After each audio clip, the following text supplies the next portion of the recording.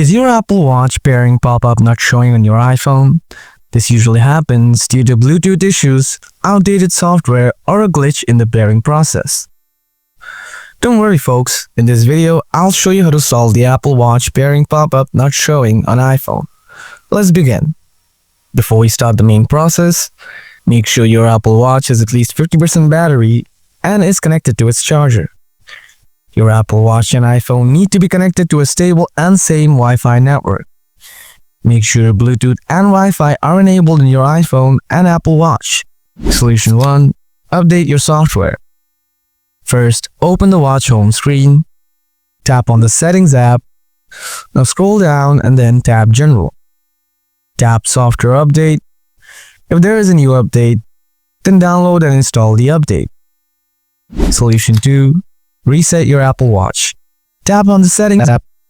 Now scroll down and then tap General. Scroll down to the bottom. Tap Reset. Tap Erase all content and settings. Scroll down again. Tap Erase all. After erasing all, try to pair again. And that's all. This is how you can solve the Apple Watch pairing pop-up not showing on iPhone.